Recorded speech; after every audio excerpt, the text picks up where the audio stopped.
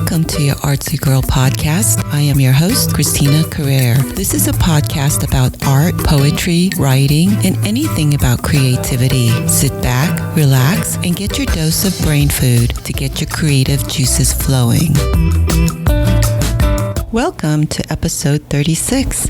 Today we are going to travel to a small island of Guam because today's featured guest is Dr. Irena Kečkeš. She received a PhD in Fine Arts from the University of Auckland in New Zealand in 2015. She also received an MFA in Printmaking from Tokyo University of the Arts in Japan 2005 and a BA in Art Education, Academy of Fine Arts, University of Zagreb in Croatia in 2000. Integrating theory and practice has been a key element to her research, through which she has been exploring connections between eco-Buddhism and printmaking, extended forms of print and art-craft relationship. Her practice involves large-scale monochrome woodcuts and print installations. Irena's artwork has been exhibited internationally in many group of independent exhibitions. She presented at several international printmaking conferences, including Impact 10 International Printmaking Conference in Santandar, Spain, 2018, SGCI 2016 in Portland, Impact 9 in China 2015, Impact 8 in Scotland 2013, 3rd IMC in Hawaii 2007, and 2nd IMC in Tokyo, Japan 2014. She will next participate in SGCI 2020 in Puerto Rico. Since 2015, Irena is an associate professor of art at College of Liberal Arts and Social Sciences at University of Guam. Everyone, please welcome my next featured guest, Dr. Irena Kečkeš. Hi, Irena. Welcome to the show.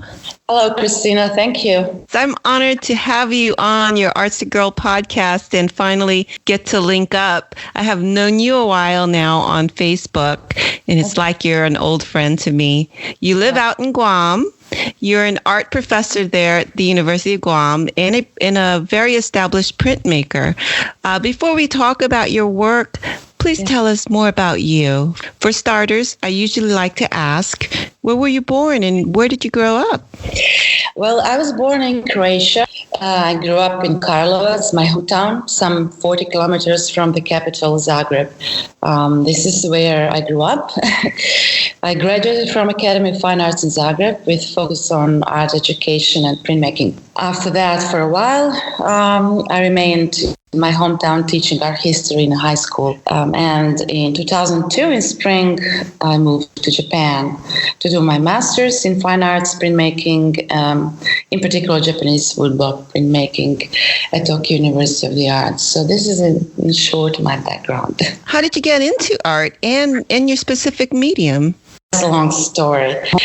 And maybe before I get to that, I would like to talk a little bit about what happened later on after I finished my master's in Japan. Sure. But to answer your question, I've been doing printmaking for the past more than 20 years. I fell in love with it once I tried it. It's my passion, and I like the processes and methods, steps to take, the focus you have to make while doing it, as well as about the engagement that you in that art field. So that combination of art and craft was always interesting to me, and I'll talk about it in a short while. But I want to talk more about after Japan. I moved to New Zealand in about 2011, and I started my PhD in fine arts at the University of Auckland. During that time, I started working on large-scale woodcuts and starting working more with ideas of extended forms of printmaking and print installations. Mm-hmm. For instance, some of my installations is one that I titled Presence of Absence, including carved wood and wooden shapes that I was collecting a long time and carving my wooden blocks. Some installations, such as my final work during that period, I titled Mindful Repetitions.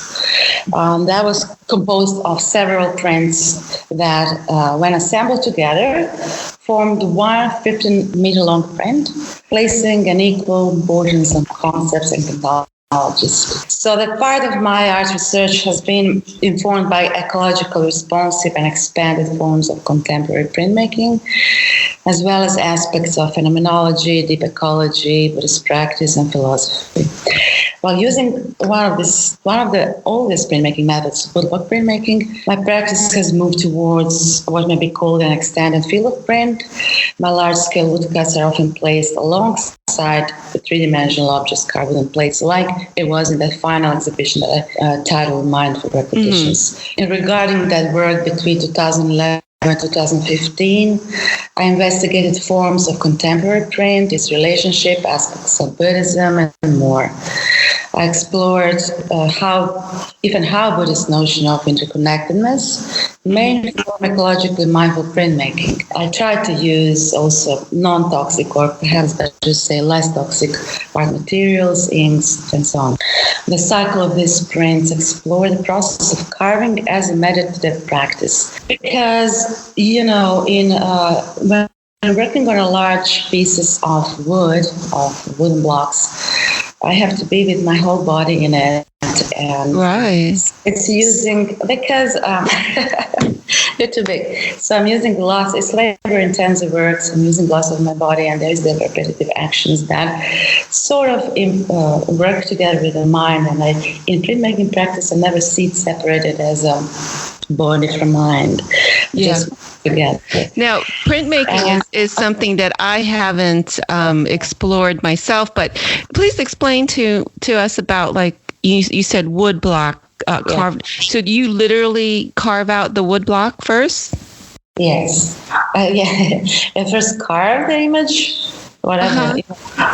The image that I intend to carve is very often is just starting to carve back before any preconceived sketch or drawing an image. It's just exploring that, all the repetition, the movements. Right. And because I think I wanted to explore it as a meditative practice in a way, and to see how will it evolve and where will it lead if I approach it that time. And then after I carved blocks, then I ink them, and then I print. Some of these blocks I print by using press. And if I want to print on a larger sheet of fabric, for instance, which I've been exploring more recently, then I would hand print it by using a baron, and baron is a Japanese hand printing tool, or simply a wooden spoon to finish up something. Interesting. So these are techniques that you've acquired or when you were in Japan? Obviously. Yeah. Interesting. Because they have a long history of woodblock printmaking, correct? That's right. And woodblock printmaking originated in China after the paper was invented. And from there, it traveled to Korea and Japan. But it's an interesting fact that it's traveled by spread together with how Buddhism was spreading, because the first woodcut prints were actually texts and images related to Buddhist sutras and texts. And that's how the printmaking actually traveled from China to Korea, and then from Japan. And then many influences and things traveled by Silk Road towards Europe and so on. Wow, that's amazing. So from Croatia to Japan to Auckland, now to Guam. How do you like Guam? And you've been there now for like 4 years? Yes, I have been here 4 years, a little bit more. So this is the 5th year. I just started. Congratulations. Wow. Now tell me, like working at University of Guam, so the students are very receptive to this art form? I must say it's not quite developed, but it's in developing. So there was no actual print studio, so I started building things from scratch, like getting new press, getting more materials, organizing the space, and teaching printmaking courses, because apparently there were no printmaking teachers, professors within that field and qualifications to do the entire printmaking courses from beginning to intermediate to advanced. So I moved here more than 4 years ago, when I accepted a job to teach visual arts, University of Guam. And not long after I completed my PhD, so it was kind of like really good,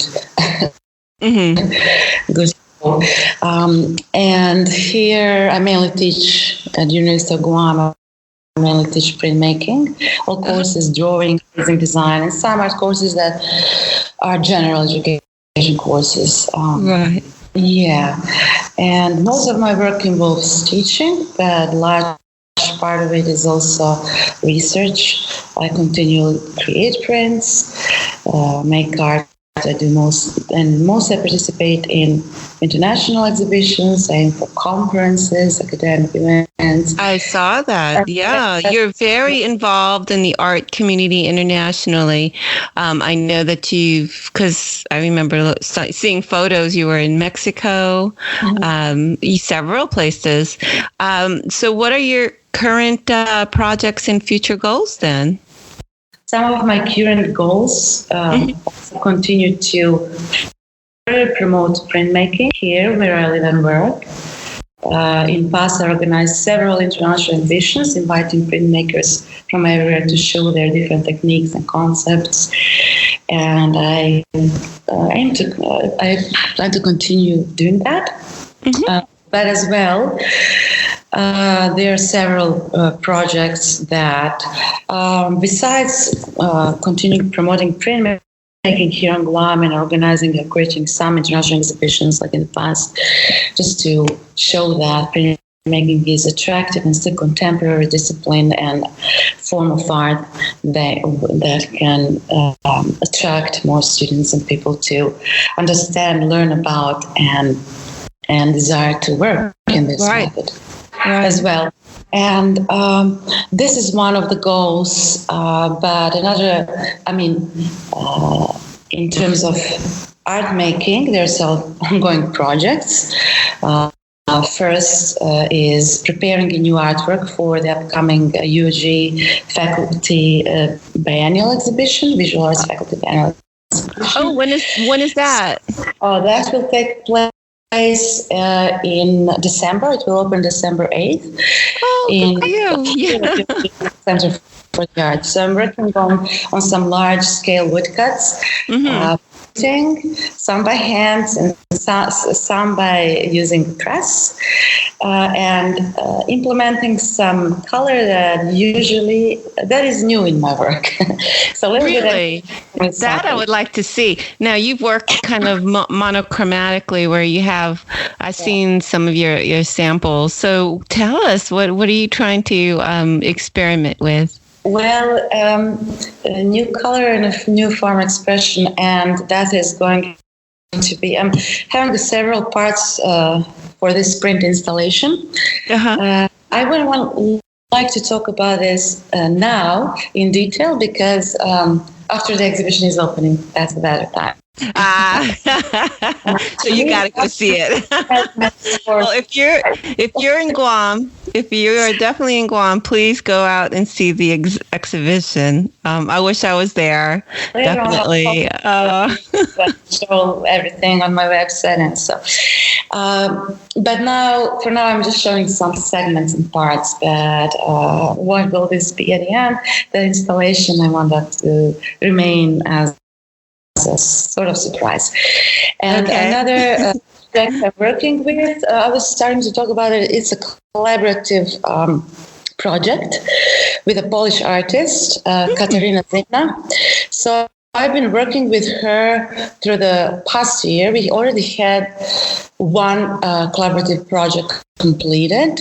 That was our large print installation called Bonding. We exhibited that in Santandar, Spain in 2018. Wow. And there was a performative element in that exhibition. So we brought all our prints in the gallery, in the exhibiting space, and we were sewing it together, all these prints with a needle and thread. And wow! And during the exhibition, then we were installing it. It was a huge print that went from the ceiling all the way on the floor, and there we questioned who owns the work, because we both participated and we just assembled all our work together. And also that whole project started because we met in the printmaking conference in China, and then we realized that our work resembles and we have some touching points, and when we want to work on something together. Our idea was to connect, explore, and disseminate feminine or feminist side of printmaking practices. Okay. So we formed a collective. We named Collective Femigraphic. We connected through our practices. For both of us, printmaking is primarily a process of constructing and formulating ideas. And all stages of these processes are meaningful to us. We involve playing, experimenting with diverse notions and methods. But for the bonding project, that was the first outcome of the Femographic Collective, which our idea was to celebrate an idea of women's solidarity, a need to come together and support each other. That's amazing. Complete work as a dialogue. Our assembly that we saw together and exhibited as one large print installation. The subject that the work touched included personal narrative of what it means to be female through its diverse and multiple roles. And that work also explored if and how printmaking may intersect with performance, installation, or even social practice. So recently we are starting a new project of our Femographic Collective. Okay. And that's something also that I want to remain in the process. So I will talk about it when it's completed, not right now. Yes, absolutely. I understand. So it's also something we plan for the next year together. And do you have a location? Yes, but let's keep it till it's all okay. But there is another project, a couple of projects I'm working on, and that's a set of print I'm starting to carve and process for the International Printmaking Conference in Puerto Rico, which is going to be next year in spring. So next year. Well, maybe I could fly down and see you. I'm in Florida. Yes. See, and we will have a presentation and exhibitions. Is it open for the public or just for printmakers? I think it's open for the public, but after I check all the information, I'll let you know. Okay. I think everybody can come and see the shows, but yes, definitely. Let me know later, like when and where. Seriously, I'll hop on the plane and check you out because from Florida to Guam, I know that's a long way. It's hard for me to travel to all these places. I know, right? Choose them carefully. Yes. These events that are more meaningful, that is something that I want to participate in because I really like to connect with community that is working within my field and get the feedback from them about work, as well as see what's going on there and who is doing what. So it's always very exciting and very uplifting and inspiring to participate. It's good that you mentioned that because even with writers and other artists and whatever medium or genre, it's always good to connect in the community. Because, they're the supporters of your work. They usually are, and they follow you throughout the years. At least it happens in my case. So, so I quite understand that. So where can people go learn more about you and your work online? Okay, so at my website. Okay. So I sent you my website before, so that's where people can see more about my work, maybe read some texts and some upcoming. I'll definitely post that up. I'm so glad that I got a chance to connect with you and get you on the microphone. Great. I know I had to wake up very early to connect with you because we are a lot of hours apart. I'm used to waking up early, so it's no problem at all. So, Irena, it's been great talking to you and learning more about you and your work. I'm so glad I got a chance to really talk to you. not just on Facebook, but, converse. And I wish you the very best of luck and stay in touch, and let me know about Puerto Rico, because that seems more feasible to do. Okay? Thank you very much, Christina. It was my pleasure. Thank you. Well, everyone, that is it for now. Please tune in next week for my next featured guest. In the meantime, have a productive and creative week. Bye, Irena. Bye, Christina.